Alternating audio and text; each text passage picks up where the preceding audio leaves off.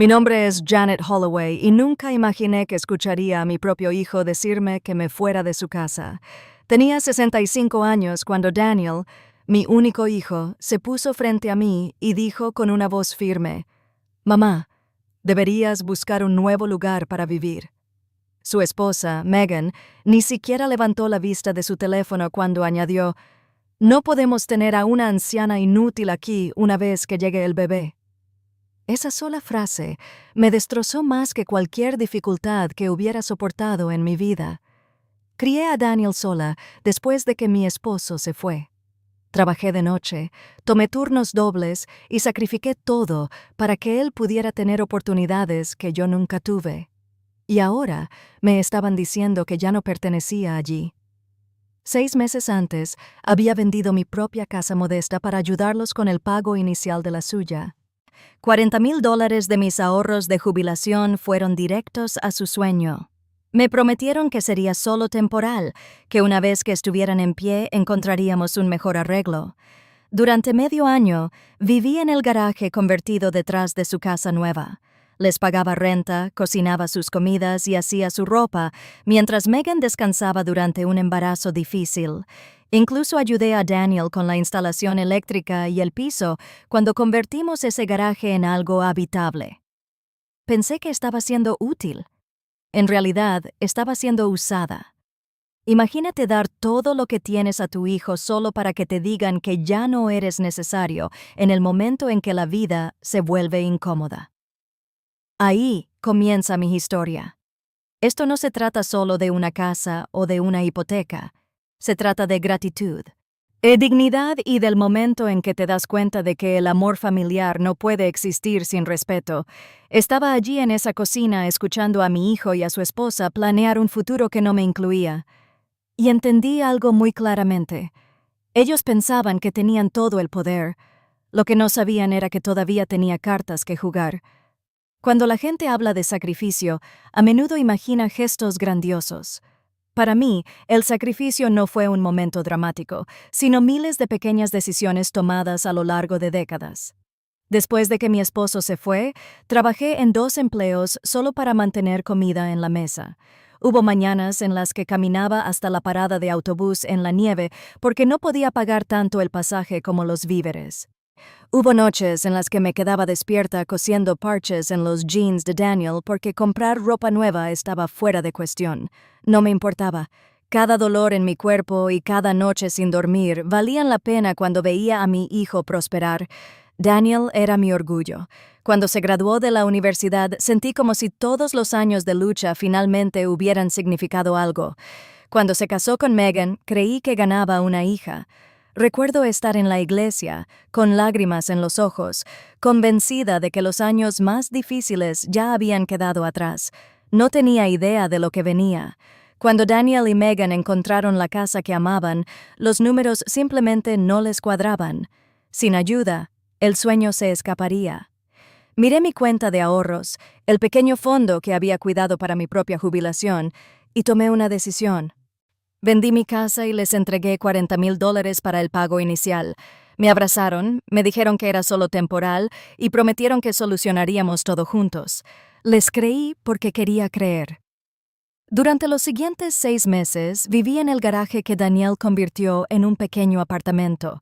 Les pagaba renta cada mes. Aunque ya había entregado mis ahorros de toda la vida, cocinaba sus comidas, lavaba su ropa y mantenía la casa en funcionamiento mientras el embarazo de Megan se complicaba. Daniel trabajaba muchas horas y quería aliviar su carga. Pensé que estaba construyendo una familia más fuerte. En cambio, estaba preparando mi propio aviso de desalojo. Las señales estaban allí. Megan dejó de invitarme a las cenas familiares. Susurraba por teléfono sobre lo apretada que se sentía la casa con mi presencia en el garaje. Daniel se volvía más callado cada vez que preguntaba por el bebé. La calidez que una vez sentí en sus ojos se fue reemplazando lentamente por impaciencia. Luego, una noche, finalmente dijeron lo que había estado en el aire durante semanas. Querían que me fuera. De pie en esa cocina sentí que mi corazón se rompía de una manera que nunca antes había experimentado. No cuando me abandonó mi esposo, No cuando trabajé hasta enfermarme para mantener un techo sobre la cabeza de Daniel. Esto era diferente. Esto era una traición de la misma persona por la que había dado todo. Asentí, sonreí débilmente y dije que estaría fuera para el fin de semana. Pensaron que estaba derrotada, que no tenía a dónde ir. Lo que no entendían era que había aprendido a ser resistente a la mala manera. Había enfrentado tormentas antes y sabía cómo sobrevivir a esta también. 3 días después, estaba en la puerta de un pequeño pero luminoso apartamento en el centro. No era nada lujoso, solo 2 habitaciones en un balcón que miraba a una calle tranquila, pero era mío. Por primera vez en meses, cerré una puerta que solo me pertenecía. Coloqué mis cajas, respiré el aire quieto y sentí una calma que casi había olvidado. La libertad tiene un sonido, y para mí era el silencio de un lugar donde nadie podía llamarme inútil. Sabía que no podía vivir solo de ahorros, no después de haber entregado la mayor parte de lo que tenía. Así que busqué trabajo.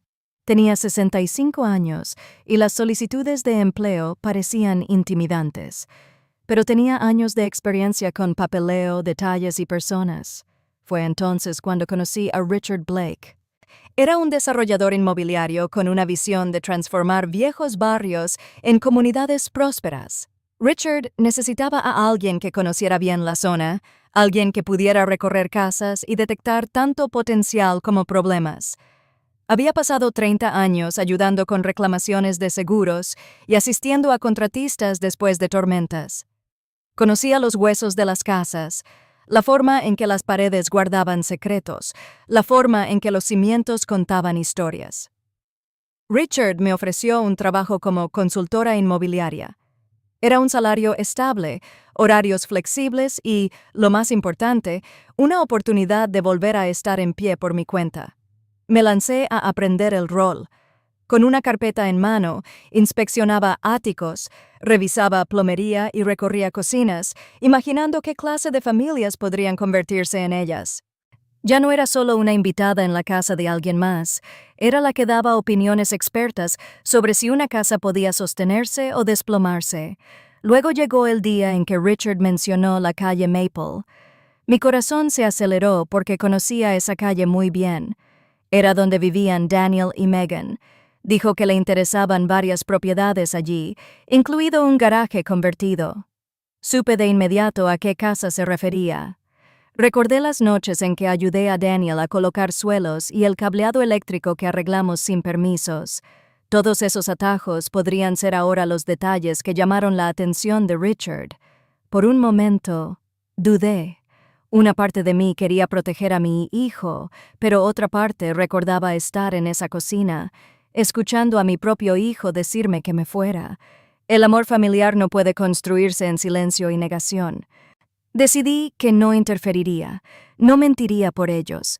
Si la verdad sobre el garaje salía a la luz, simplemente sería la verdad.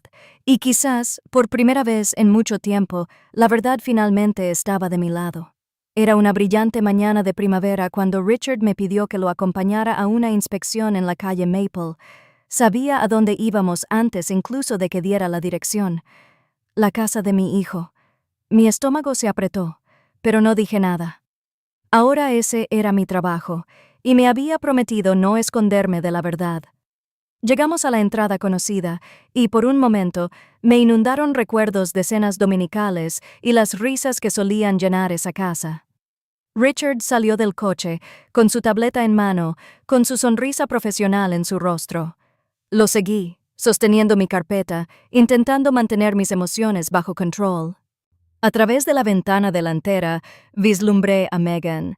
Se quedó inmóvil al verme, sus ojos se estrecharon con confusión y temor. Daniel abrió la puerta, con la camisa arrugada y círculos oscuros bajo los ojos. Parpadeó hacia Richard, luego hacia mí. «Mamá», balbuceó. Su voz era pequeña, como la del niño que alguna vez conocí. Richard extendió su tarjeta de presentación con soltura. «Señor Holloway, Richard Blake, Propiedades Hudson. Ella es Janet, una de mis consultoras. Nos gustaría hablar sobre su propiedad». El silencio que siguió fue tan pesado que parecía asfixiarse. Los ojos de Daniel se movían rápidamente entre Richard y yo. La confusión luchaba con el pánico. Megan apareció a su lado, con la mano sobre su vientre hinchado. «¿Qué hace ella aquí?», exigió. Richard, que no había construido una empresa exitosa sin captar las señales sociales, levantó una ceja. «¿Entonces, se conocen?». Daniel tragó con dificultad. «Ella es mi madre, corregí suavemente. Me pidieron que me fuera. ¿Recuerdas?». Mi tono fue cortés, casi dulce, pero cada palabra llevaba peso. La cara de Megan palideció. Richard, impasible, indicó hacia la sala.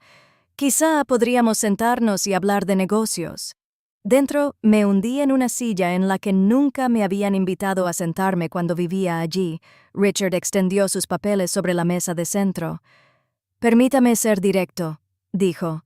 «Estoy dispuesto a ofrecerle $450,000 en efectivo por esta propiedad, con cierre en 30 días. Daniel parpadeó rápidamente. «Acabamos de comprar esta casa», susurró. Megan exhaló con asombro. «Eso es más de lo que pagamos». Richard asintió. «Es una oferta generosa, pero deberían saber que estamos redevelopando toda esta cuadra. La ciudad ya aprobó mejoras en la infraestructura. Habrá ruidos de construcción y inspecciones». Y luego, como si leyera de un guión que habíamos preparado en silencio, añadió: «Nuestra revisión inicial sugiere que varias casas aquí pueden tener modificaciones no autorizadas, conversiones de garajes, por ejemplo». La nuez de Adam de Daniel se movió al tragar. Megan apretó sus brazos con tanta fuerza que sus nudillos se pusieron blancos. Richard continuó con suavidad. «Si la ciudad encuentra trabajo no autorizado durante el proceso de redevelopment, requerirán inspecciones completas y cumplimiento. Los costos pueden ser considerables. Mi oferta es válida hasta el viernes. Después de eso, la decisión será más difícil». La habitación quedó completamente en silencio. Observé a mi hijo luchar por respirar bajo el peso de sus propias decisiones. Los ojos de Megan se dirigieron hacia mí, llenos de furia y miedo. Simplemente crucé las manos en mi regazo y esperé. Ellos querían que me fuera. Querían espacio. Ahora lo tenían. Cuando Richard y yo nos levantamos para irnos, me entregó su tarjeta a Daniel. «Piénsalo», dijo. «Janet puede responder cualquier pregunta sobre el cronograma de desarrollo». En el porche, la luz del sol se sentía cálida contra mi piel. Me di la vuelta para enfrentarlos una última vez. «Cuídense, los dos», dije suavemente. «Espero que todo salga para bien». Luego bajé las escaleras con calma y firmeza, mientras detrás de mí su mundo perfecto comenzaba a romperse. Esa noche, mi teléfono sonó antes de que terminara de desempacar las compras. El nombre de Daniel apareció en la pantalla. Lo dejé sonar hasta la buzón de voz. Luego llamó Megan. También ignoré esa llamada. Cuando Daniel intentó una segunda vez, finalmente contesté. Su voz estaba tensa por el pánico. «Mamá, ¿qué está pasando?». «Ese hombre dijo que planea destruir todo el vecindario». Mantuve un tono calmado. «Richard planea mejorar el vecindario. Los valores de las propiedades aumentarán. Es una buena noticia para los propietarios que quieren vender». «Nosotros no queremos vender», exclamó Daniel. «Acabamos de comprar este lugar. Con mi dinero», le recordé. $40,000 que salieron de mi jubilación, dinero que nunca volveré a ver». Su silencio fue agudo, como si finalmente recordara la verdad que había tratado de ignorar. Al día siguiente, Megan apareció en mi apartamento.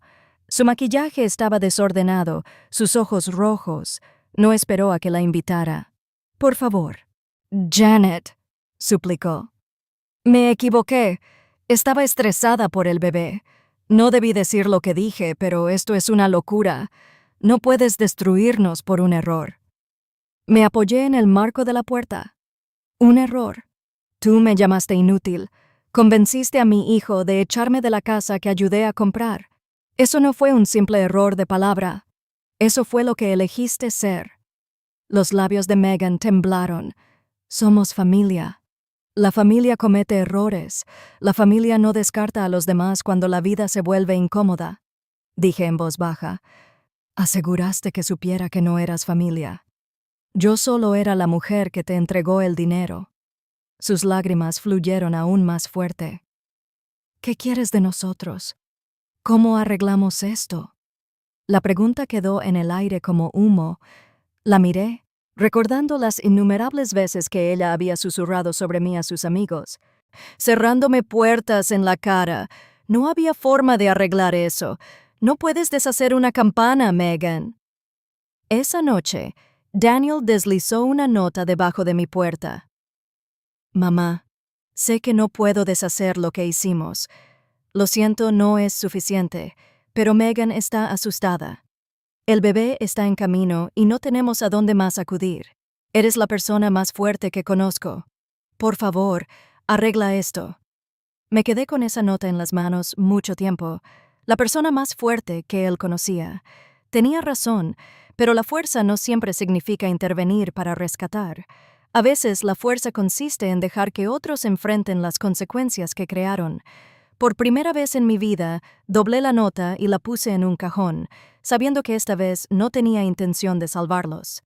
2 días después, llamaron a mi puerta.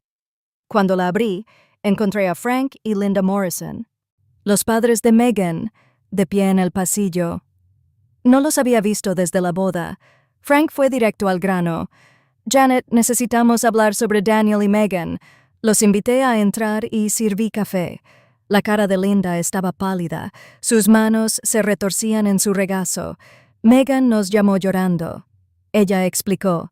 Dijo que tú te fuiste después de una discusión y ahora algún desarrollador está intentando desalojarlos de su casa.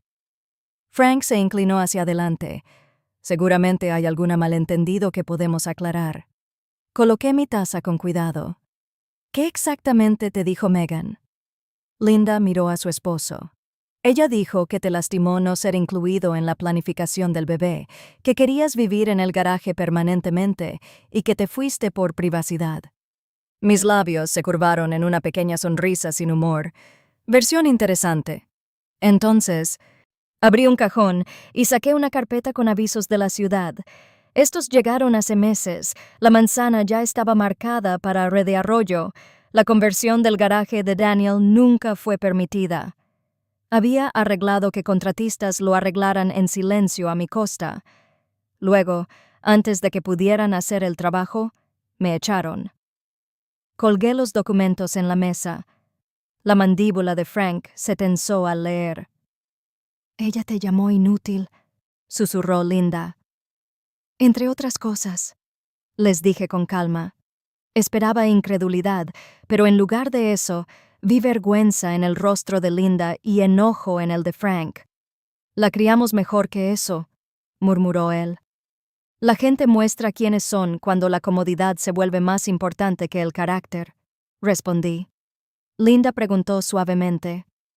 «¿Qué se necesitaría para arreglar esto? No solo la casa, sino la familia», suspiré. «Algunas cosas no se pueden arreglar. Daniel y Megan tomaron sus decisiones. Las acciones tienen consecuencias. Una semana después me citaron en el ayuntamiento para una entrevista con el Departamento de Planificación. Alguien presentó una queja contra Hudson Properties, alegando intimidación. Me cuestionaron durante horas sobre mi regla. Dije la verdad. El barrio ya estaba destinado a Red de Arroyo con o sin mí. Había proporcionado información precisa. Eso fue todo. Cuando terminó la entrevista, el detective me observó detenidamente. «Algunas personas podrían ver esto como venganza», dijo. La miré a los ojos. «Algunas personas podrían ver lo que hicieron Daniel y Megan como abuso financiero a los mayores». Dije la verdad. «Eso no es venganza». Días después, Richard llamó. La ciudad nos aprobó. Sin fraude, sin coerción. Frank Morrison retiró su denuncia. Aparentemente tuvo algunas conversaciones muy directas con su hija. Por primera vez en meses sentí que un peso se levantaba. La verdad había quedado en pie, y sin mi protección, Daniel y Megan quedaron de pie en la tormenta que habían creado. Al final, Daniel y Megan hicieron lo que tenían que hacer. Vendieron la casa a Richard Blake por $450,000. Después de pagar su hipoteca y los costos de cierre, se quedaron con una ganancia modesta de $60,000. No era el sueño que habían imaginado, pero era mejor que la deuda aplastante que habrían enfrentado si la ciudad los hubiera obligado a poner en regla el garaje por su cuenta. Se mudaron a una casa más pequeña en un barrio diferente, uno que realmente podían pagar sin ayuda externa. Era más sencilla, más tranquila y mucho más realista para sus ingresos. Al principio estaban amargados, enojados conmigo por no haberlos rescatado, pero el tiempo tiene una forma de cambiar la perspectiva. Cuando Megan dio a luz a una bebé sana, la llamó Evelyn. Era su manera de tender la mano a la distancia que había creado. Nombrar a la niña en mi honor fue tanto una disculpa como un reconocimiento. Durante meses apenas hablamos. Viví mi vida, trabajando en un trabajo que disfrutaba y asentándome en un rincón de mi pequeño apartamento. Poco a poco, sin embargo, las paredes comenzaron a bajar. Daniel fue el primero en acercarse, no con demandas ni excusas, sino con una simple pregunta. «Mamá, ¿podemos intentarlo de nuevo?» Acepté, pero con condiciones. El respeto tenía que ser la base. Nuestra relación ya no podía basarse en lo que yo podía ofrecer o lo que ellos podían tomar. Tenía que estar construida sobre la honestidad, los límites y el respeto mutuo. Un año después, a veces nos sentamos juntos para cenar. La relación es más pequeña, pero más fuerte. Megan me recibe con verdadera amabilidad. Daniel toma sus propias decisiones y yo sigo siendo independiente. Por primera vez, siento que la familia es una elección, no una carga. Y quizás esa sea la mayor lección de todas. Ahora, al mirar atrás, entiendo que la mejor venganza no consiste en destruir la vida de otra persona.